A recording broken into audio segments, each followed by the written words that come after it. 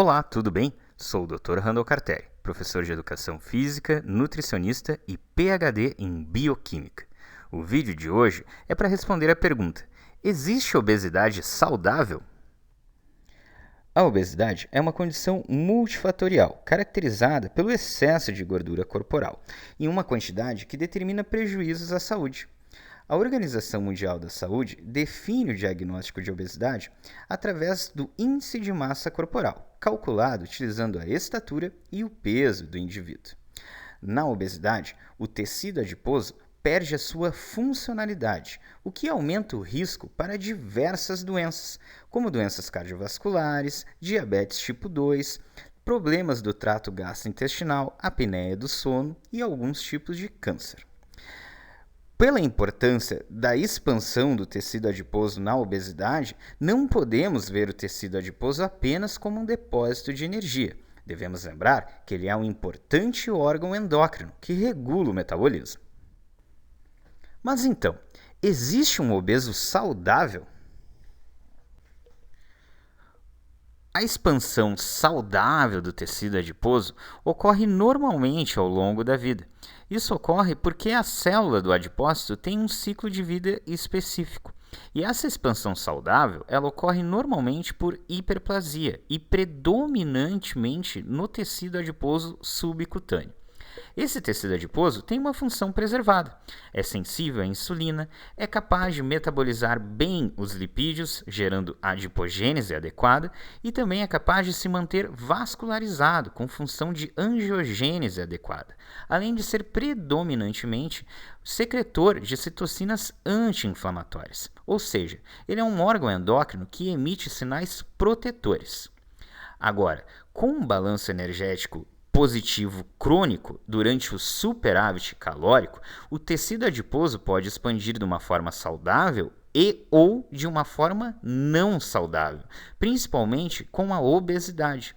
Esse tecido adiposo não saudável tem a expansão por hipertrofia, um aumento do tamanho dos adipócitos, e se deposita principalmente de forma ectópica, em órgãos como o fígado, como o músculo, o pâncreas e o coração, por exemplo. Esse tecido adiposo tem a sua função prejudicada, ele fica menos sensível à insulina, ele tem menor vascularização e menor angiogênese.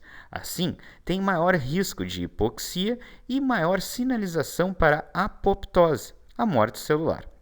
Além disso, esse tecido emite sinais patogênicos, gerando a infiltração de células imunes que geram uma resposta de necrose e também fibrose desse tecido adiposo. Todos os fatores que influenciam a proliferação do tecido adiposo são influenciados pela genética, pelo ambiente, pelos hábitos do indivíduo, além da idade e do sexo. Como temos essas diferenças no tipo de expansão do tecido adiposo, a obesidade saudável é quando pessoas com obesidade não apresentam anormalidades cardiometabólicas evidentes.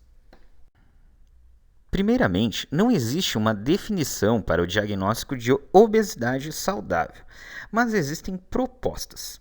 Normalmente, classificamos a saúde metabólica utilizando o índice de massa corporal, com seus pontos de corte específico, conforme a tabela 1 que você está vendo na tela.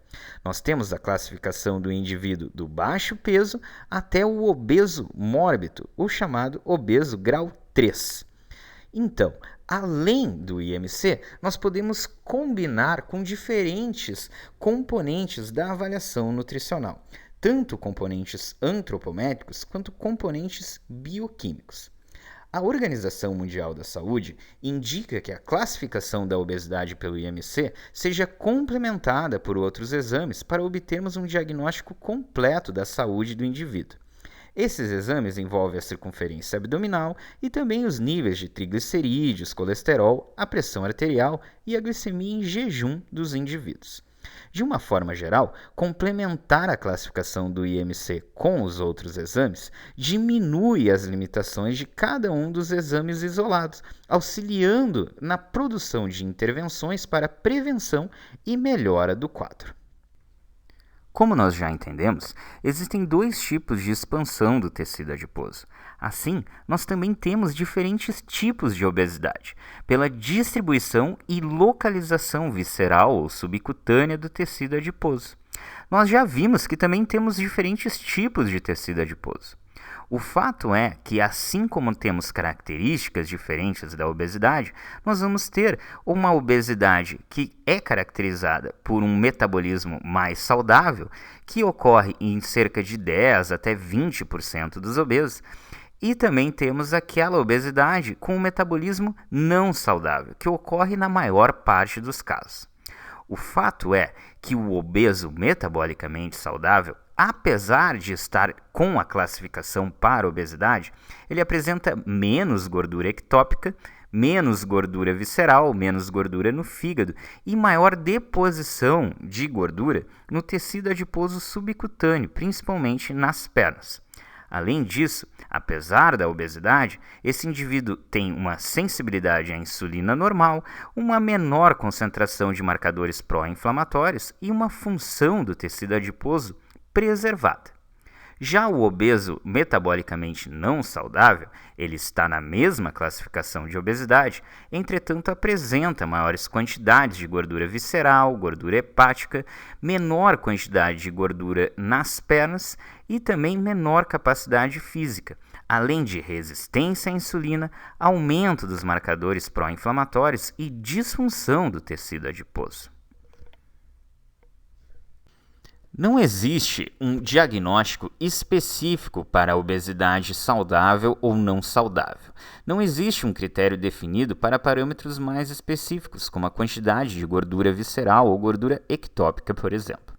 O fato é que as propostas para o diagnóstico de obesidade saudável incluem a classificação pelo IMC para ver se o indivíduo está obeso, somado a outros parâmetros importantes para o risco cardiovascular, como já vimos, a pressão arterial, a glicemia, a quantidade de triglicerídeos, a quantidade de HDL ou o uso de outros medicamentos.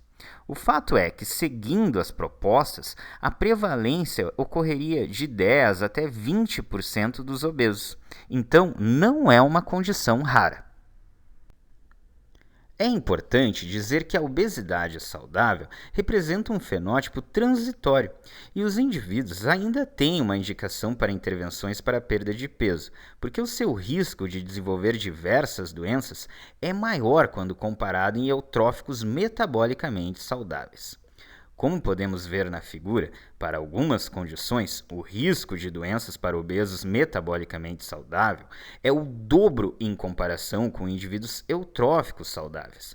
Claro que o risco para essas condições do obeso saudável em relação ao obeso não saudável é consideravelmente menor.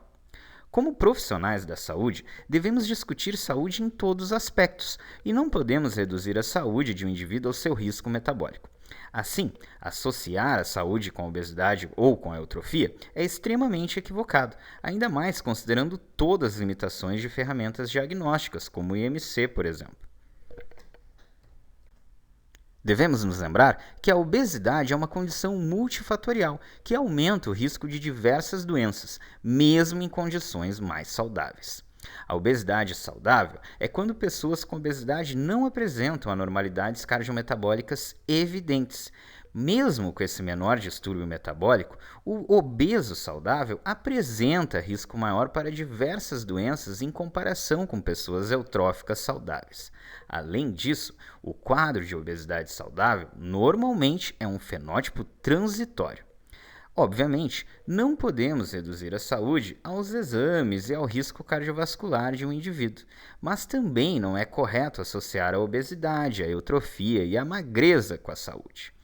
Assim, resumindo, de uma maneira geral, se nós considerarmos como saúde de um indivíduo apenas o metabolismo, não existe um obeso saudável. Agora, considerando o aspecto amplo de saúde, existe obeso saudável sim. Muito obrigado por assistir essa aula. Em caso de dúvidas, não hesite em me contatar por e-mail e me siga também nas redes sociais. Um abraço e até a próxima aula.